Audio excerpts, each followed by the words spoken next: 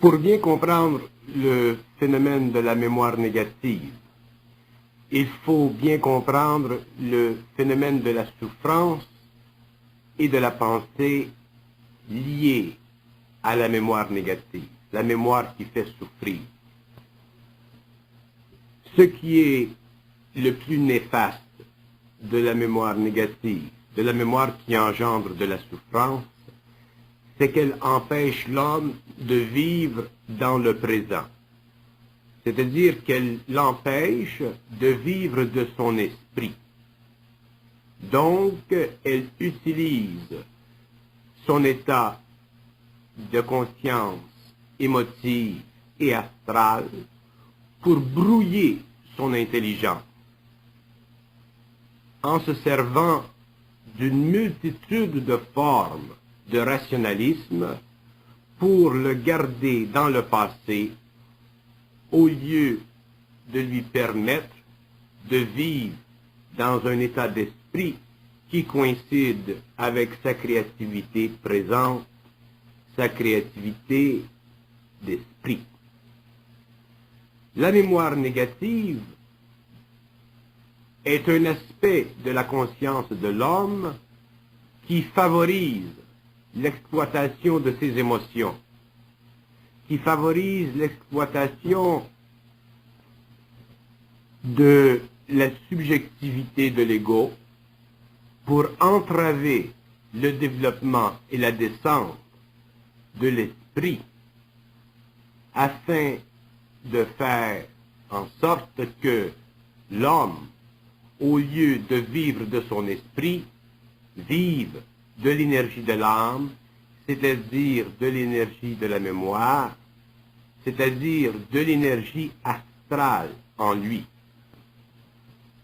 La mémoire négative empêche l'homme sur le champ de constater, d'observer, de réaliser que toute expérience, même si elle est souffrante, est bonne. C'est-à-dire qu'elle l'amène à évoluer, qu'elle l'amène à comprendre des choses qu'il n'aurait pu comprendre sans cette expérience. Autrement dit, qu'elle le favorise sur le plan de l'évolution et éventuellement sur le plan de sa vie personnelle. La mémoire négative empêche l'homme puissamment de réaliser ceci. Donc, elle lui enlève le bénéfice réel de la souffrance pour ne lui laisser que les blessures de la souffrance.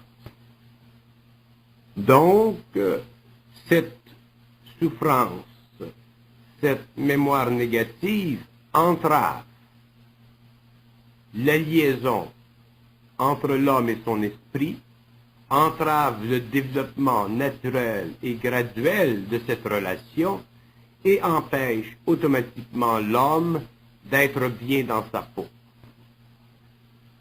Pourquoi la souffrance, la mémoire négative de la souffrance revient-elle constamment pour éprouver l'homme, pour le replonger dans son passé? C'est parce que l'ego n'est pas encore suffisamment conscient, puissant de son esprit pour supporter le vide de l'esprit. N'étant pas capable de supporter le vide de l'esprit, il doit être rempli d'une autre énergie, qui est l'énergie de sa conscience astrale, l'énergie de cette mémoire négative. Si l'ego comprend le mécanisme de cette énergie négative, il peut apprendre à en corriger les excès, à en corriger les allées et venues pour éventuellement neutraliser cette énergie. Mais le point en est que l'ego, n'étant pas capable de vivre le vide total, doit vivre une condition où la mémoire négative le remplit jusqu'au jour où il puisse vivre d'une façon permanente dans le vide total et permanent de son esprit. L'homme est le souffre-douleur naturel de la mémoire négative. Et il demeure le souffre-douleur de cette mémoire négative tant qu'il n'a pas suffisamment remplacé l'énergie astrale de cette mémoire par l'énergie créative de son esprit. Et tant qu'il n'a pas réalisé que l'expérience qui lui a apporté la souffrance était en fait une expérience créée justement pour l'amener à dépasser l'effet, l'affliction de la mémoire négative, pour l'amener éventuellement en liaison directe, parfaite avec son esprit, dans le but de détruire en lui toute réflexion subjective qui fait partie du passé et créer en lui de la création instantanée, c'est-à-dire de l'intelligence instantanée de son état, de sa vie et de sa raison d'être. Tant que l'ego n'est pas capable de voir, de dépasser sur le champ la valeur de la mémoire souffrante, il n'est pas capable d'être dans son esprit. Parce qu'il faut être dans son esprit pour être capable froidement, mentalement ou supramentalement de dépasser la valeur psychologique que crée sur le plan de son émotion et de son mental inférieur la souffrance rapportée sans fin par la mémoire négative.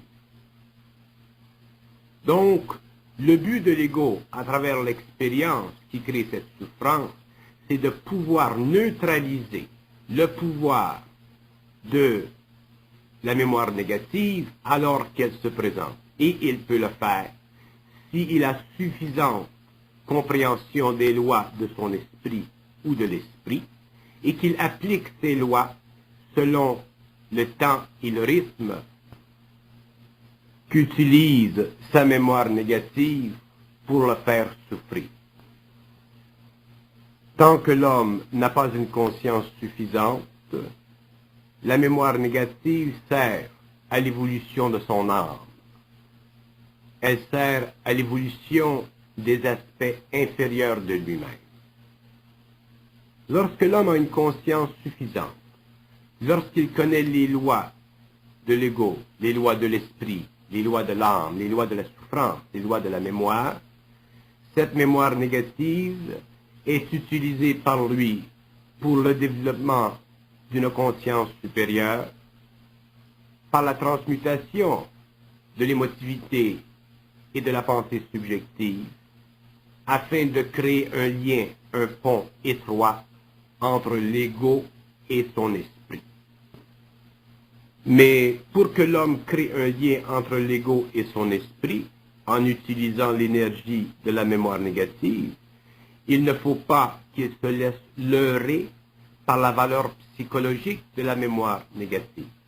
Il faut qu'il puisse superimposer sur cette mémoire négative une énergie supérieure, c'est-à-dire une conscience supérieure. C'est alors que la mémoire négative, au lieu d'entraver le développement de l'homme en se servant de son émotivité et de son mental inférieur, est utilisée à la transmutation de ces principes pour la réorganisation d'une structure psychique mentale supérieure qui devient le siège de son esprit et de son intelligence. Mais s'il se laisse leurrer, s'il emboîte le pas, s'il joue le jeu de la mémoire, s'il se complaît dans la mémoire, automatiquement, il perd le jeu. L'ego, sans s'en rendre compte, entretient la mémoire négative. Celle-ci soulève en lui de l'émotion qui agit sur le mental, et le mental agit sur l'émotion, et ceci devient un cercle vicieux.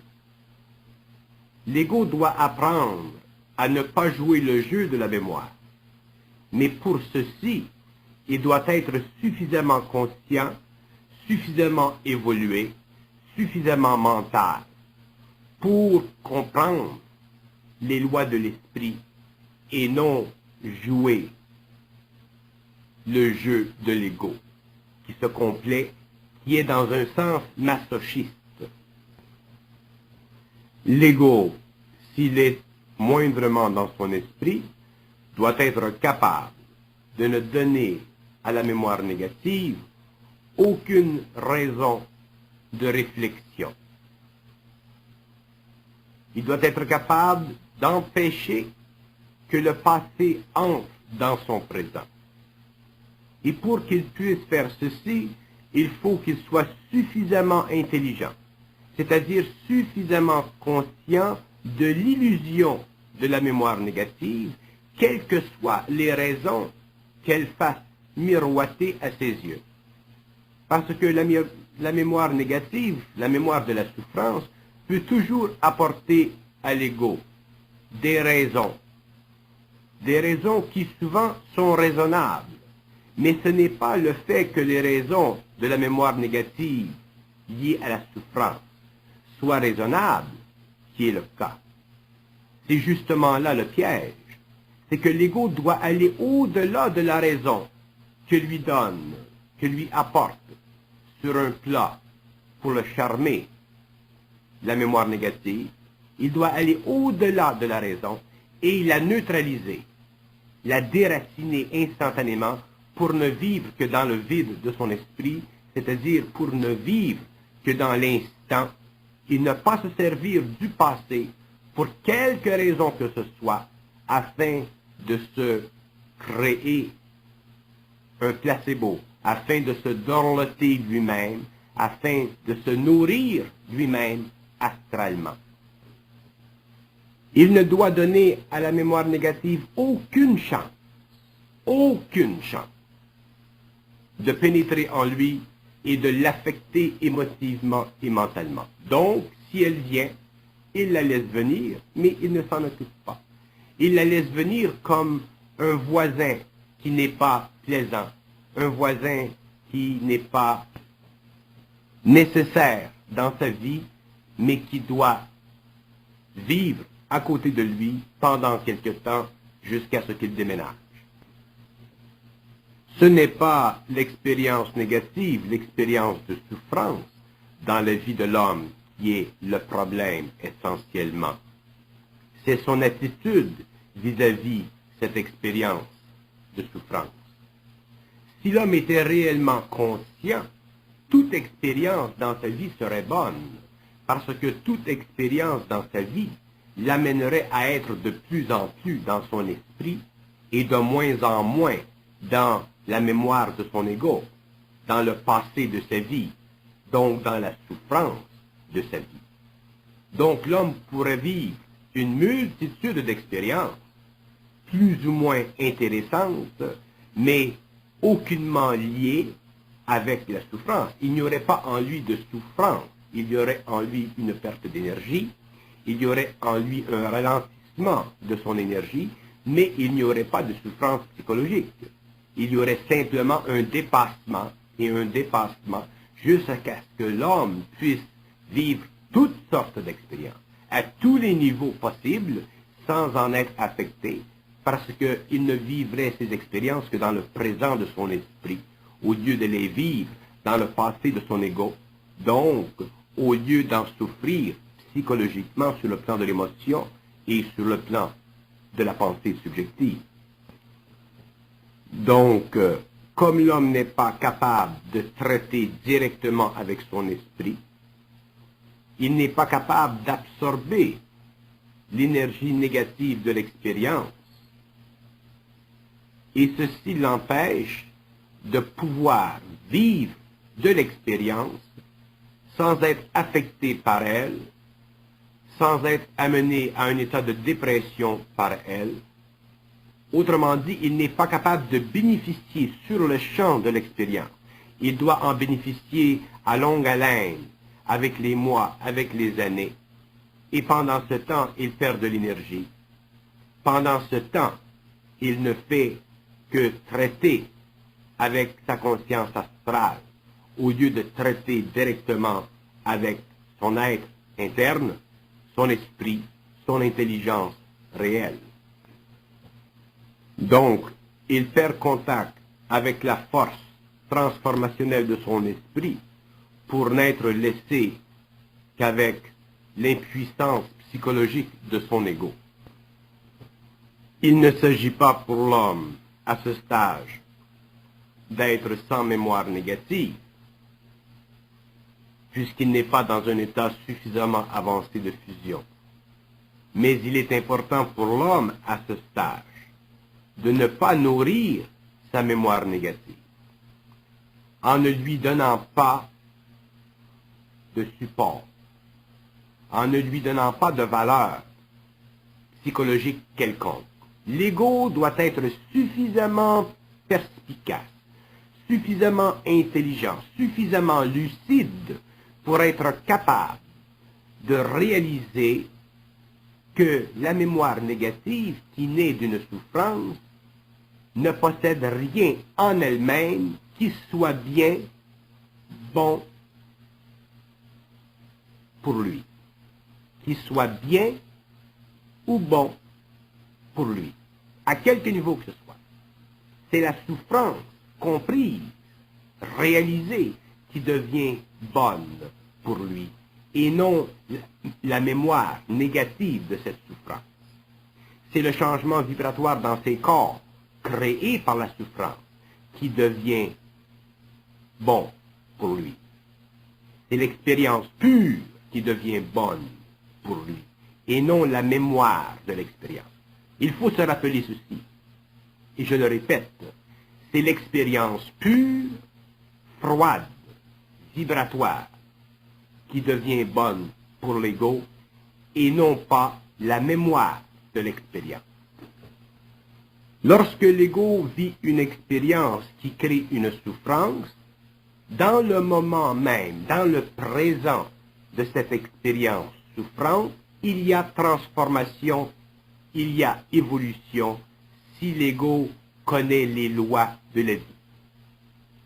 Mais si l'ego se laisse assujettir par les lois astrales de la mémoire négative, il perd le bénéfice de cette expérience, il perd le bénéfice de l'énergie, et il sera nécessaire qu'il vive d'une continuité de cette souffrance pendant des semaines et des mois, et voire même des années, au lieu de trancher avec elle instantanément et d'aller chercher dans le fond de lui-même ce qu'il a de besoin pour devenir de plus en plus grand, de plus en plus solide, de plus en plus autonome, de plus en plus centré, de plus en plus mental. Mais naturellement, ceci n'est pas facile parce que mettre de la valeur ou donner de la valeur à la mémoire négative fait partie des mécanismes d'insécurité de l'ego. L'ego étant insécure jusqu'à ce qu'il ne le soit plus, est obligé de donner à son expérience, à la mémoire de son expérience, une valeur quelconque. Et c'est pourquoi, dans le fond, la mémoire négative de la souffrance due au passé fait partie naturellement, essentiellement, de l'insécurité de l'ego. Et d'où vient l'insécurité de l'ego? Elle vient d'un manque de rapport avec son esprit. Et l'on dira, mais oui, mais l'esprit, mon esprit, où il est? Il ne s'assied pas à la table avec moi tous les dimanches? Où il est cet esprit, cette partie impalpable de moi-même? Je vais vous le dire, votre esprit, c'est votre intelligence réelle. Il ne s'agit pas pour vous de pouvoir délimiter votre esprit, il s'agit pour vous de connaître, de réaliser, de vivre d'une intelligence réelle. Et l'homme sait son intelligence réelle quand il la vit.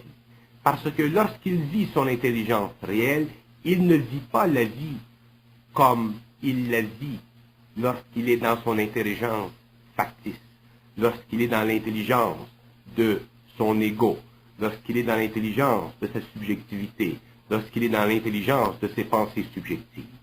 Donc, lorsque l'homme est dans son intelligence, son comportement humain, émotionnel, mental est différent.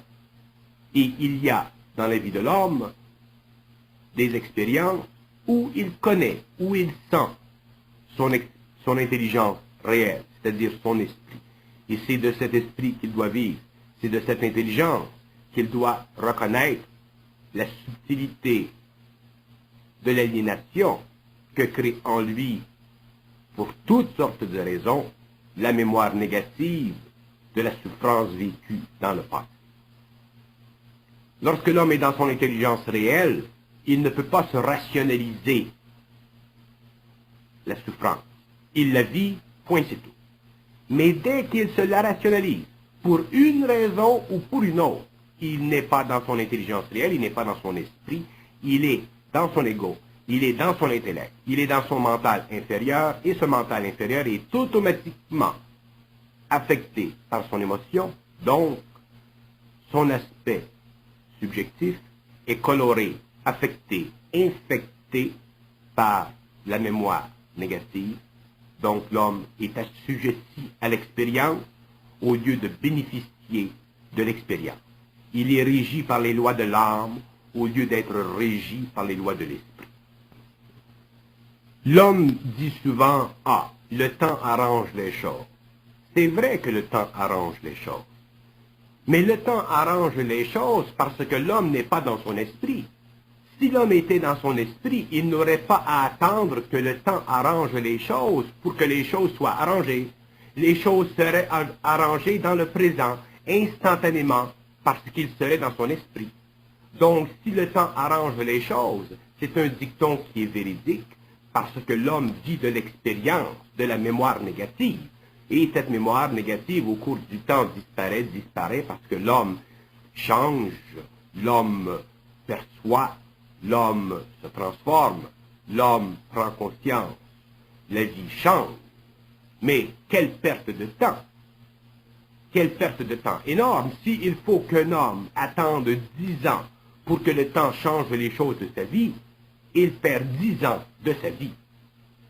Mais si l'homme est suffisamment dans son esprit pour ne pas attendre 10 ans pour que le temps change les choses, imaginez-vous le temps qu'il sauve et imaginez-vous combien plus rapidement il peut vivre sur le plan matériel et combien plus rapidement il peut être dans sa peau, combien plus rapidement il peut être heureux, ainsi de suite.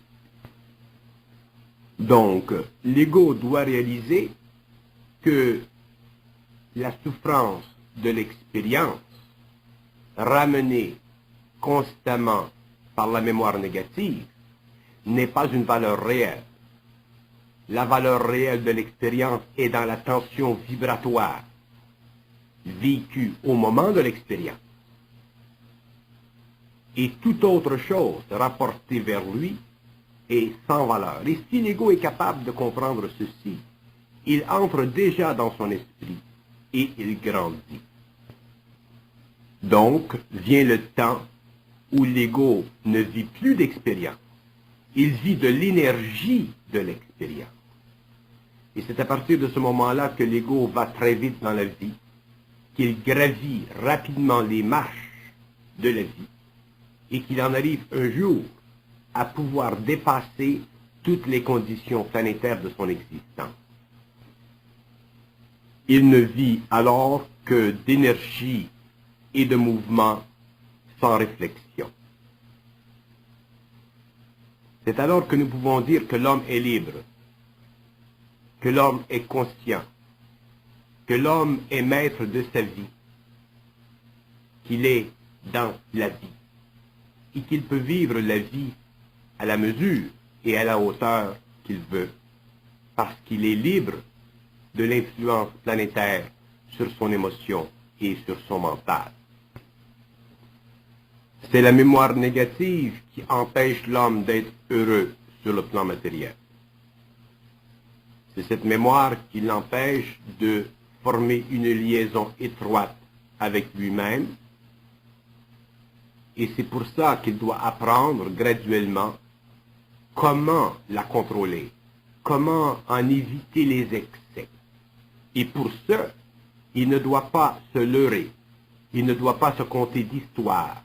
Il ne doit pas rationaliser et constamment essayer d'aller chercher quelque chose dans la mémoire négative pour se soulager ou pour se donner raison quelconque.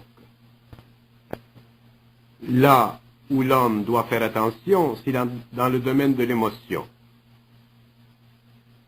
Auparavant, l'émotion de l'expérience colorait positivement la vie. Ensuite, l'émotion de l'expérience, à cause de la souffrance, décolore sa vie, lui enlève de l'énergie. L'émotion peut aller des deux côtés.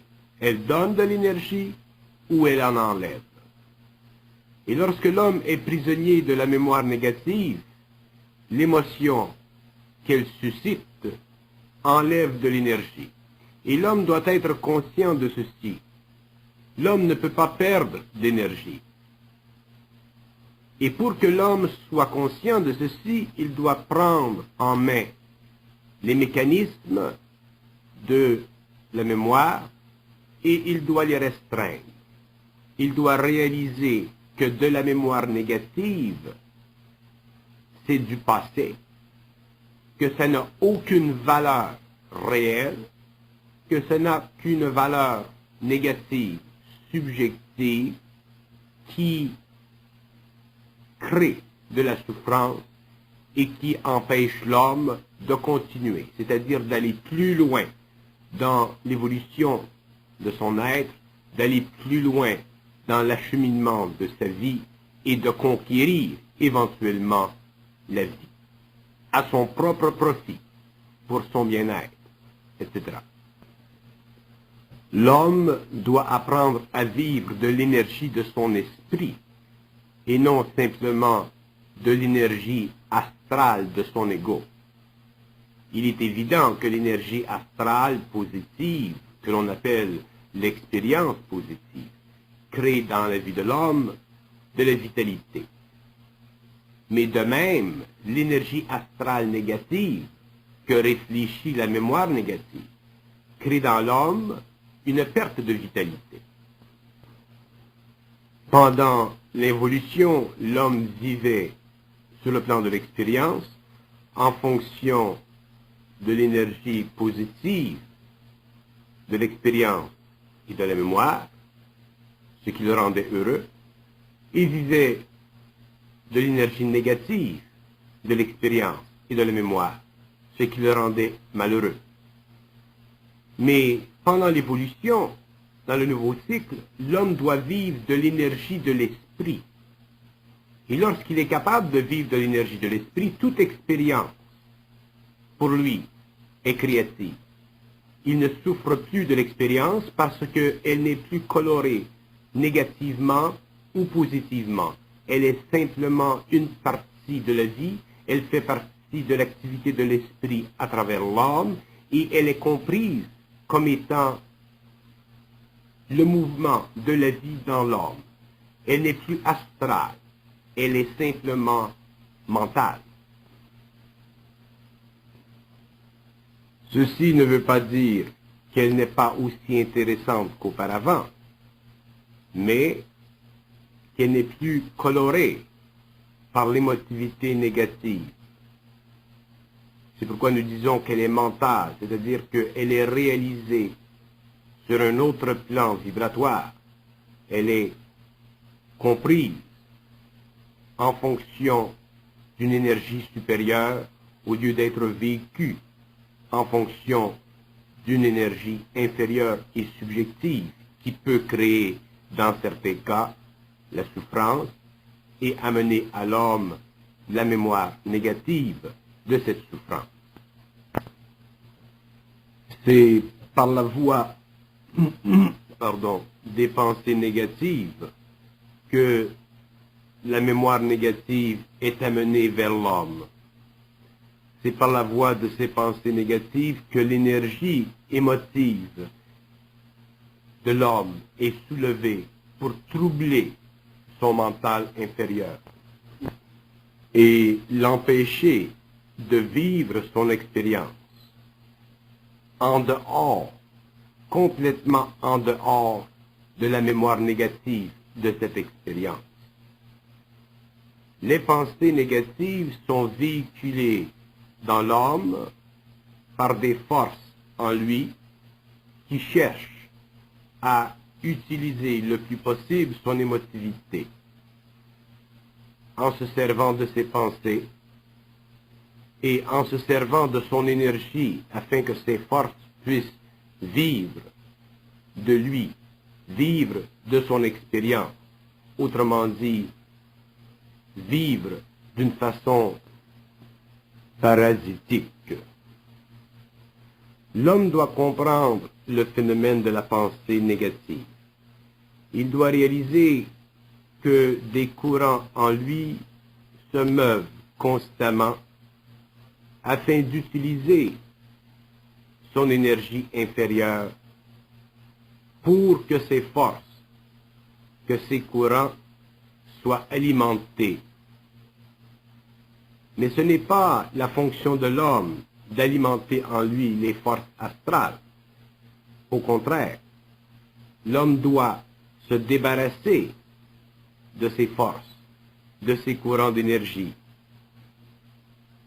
que crée la pensée subjective, la mémoire négative, afin de se libérer et de se reposer dans son esprit. L'homme est un être d'habitude. Il est habitué à vivre de la mémoire négative. Il est habitué à être nourri de ses pensées négatives. Il est habitué à vivre dans le passé. Et cette habitude est profondément enracinée en lui, et c'est pourquoi la mémoire négative est tellement puissante. Elle possède sur lui un pouvoir, et ce pouvoir fait partie du pouvoir de la conscience astrale sur et contre la conscience mentale de l'homme. C'est le pouvoir de l'astral dans l'homme contre le pouvoir de sa propre lumière. L'énergie de la mémoire négative est un vaste réseau d'énergie qui entre dans l'homme parce que l'homme, pour toutes sortes de raisons, rationnelles et irrationnelles, laisse cette énergie pénétrer en lui. Il la rationalise, cette énergie. Il lui ouvre la porte. Il lui donne la clé. Et il est toujours perdant, parce que cette énergie ne peut pas résoudre les problèmes de l'expérience. Cette énergie ne fait que créer en lui de la souffrance et le maintenir prisonnier du passé, afin qu'il ne soit pas dans le présent de son intelligence. C'est le jeu de l'astral dans l'homme. Et c'est un jeu qui peut aller très loin,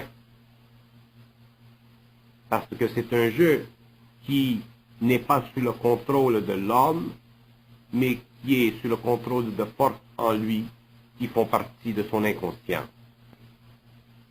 La mémoire négative fait partie de forces dans l'homme qui passent et repassent.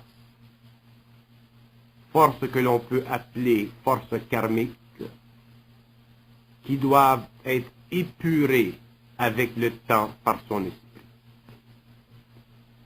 C'est un peu comme le phénomène du blanchissage.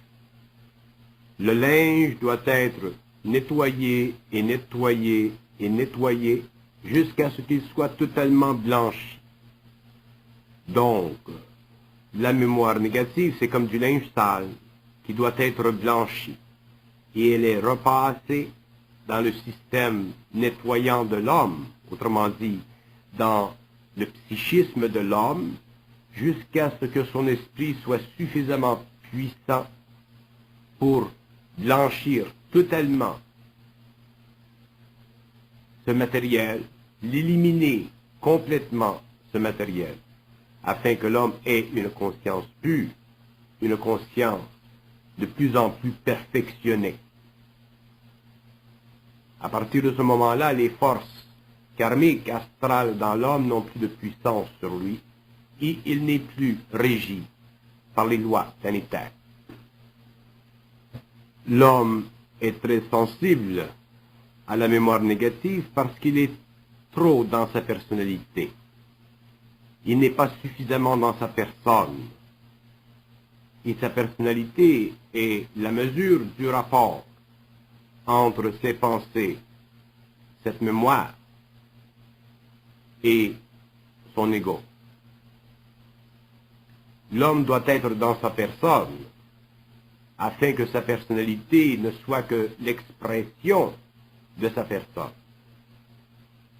afin que la personnalité soit le support de sa personne dans la vie, au lieu d'être le point d'appui dans sa vie de l'activité de sa mémoire négative à travers le mental et l'émotionnel. Donc l'homme doit corriger le rapport entre sa personnalité et sa personne s'il veut corriger le rapport entre sa mémoire subjective, négative et son ego. Lorsque l'homme sera dans sa personne, il sera naturellement dans son esprit et il ne souffrira plus dans sa personnalité.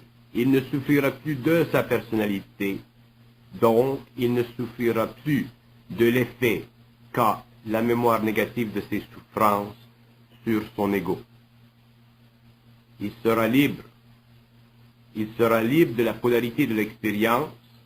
Il ne vivra que de l'énergie de l'expérience dans un moment présent, au lieu de vivre en fonction d'un passé qui nuit à l'évolution de sa personnalité et empêche l'homme de connaître, de sentir, de vivre au niveau de sa personne, c'est-à-dire de son esprit, de son intelligence.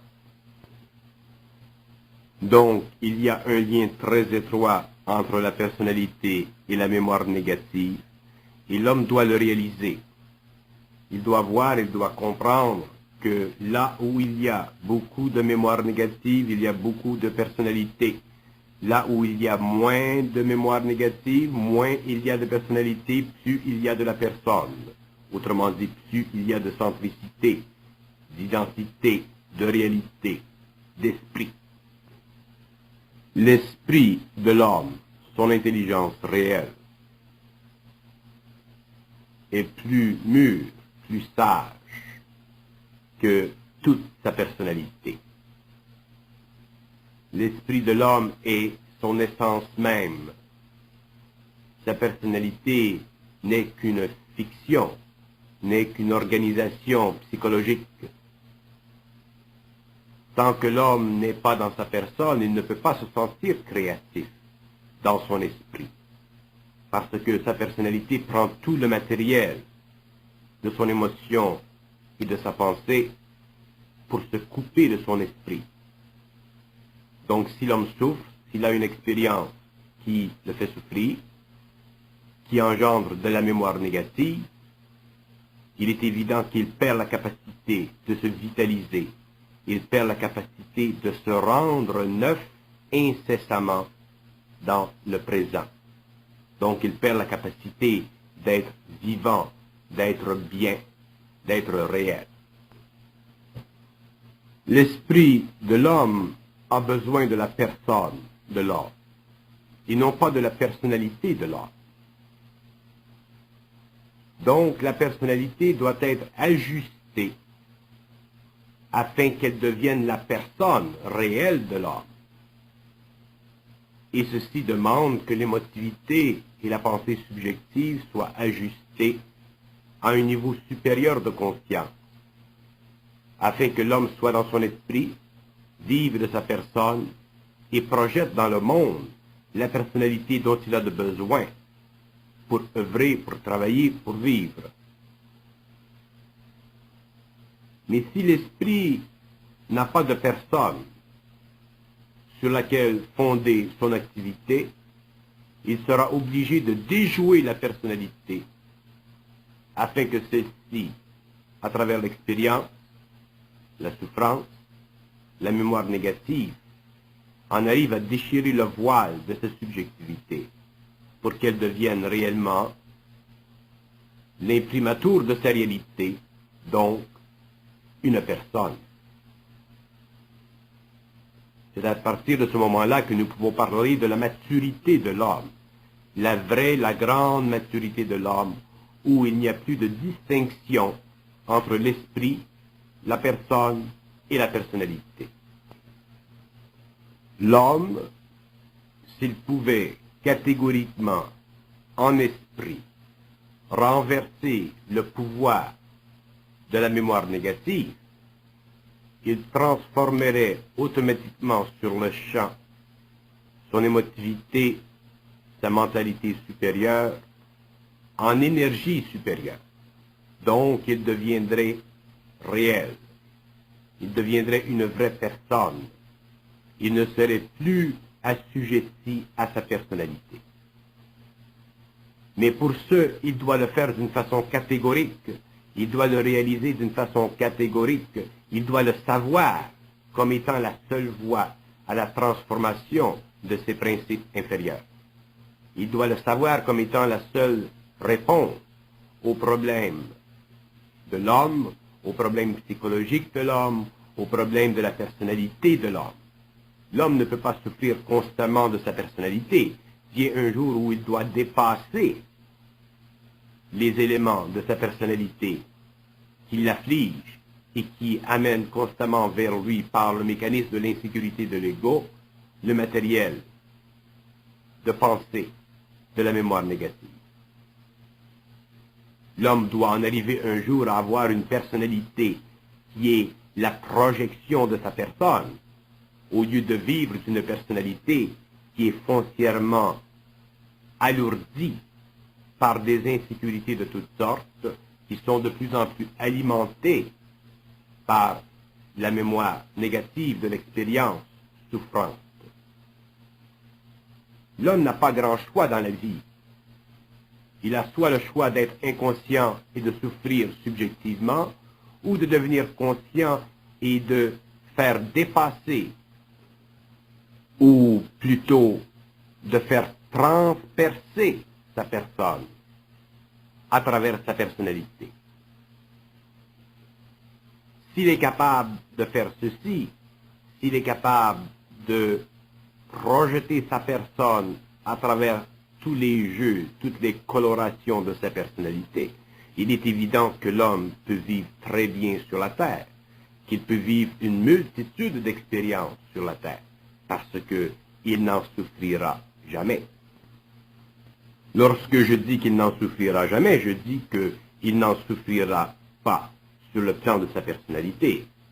Il en vivra probablement des tensions, mais il ne souffrira pas psychologiquement dans son mental ou dans son émotion. Donc, il transformera cette expérience, l'énergie de cette expérience, et en sera lui-même plus grand et plus solide. L'ego est un peu naïf, il est un peu masochiste, il est un peu comme un enfant.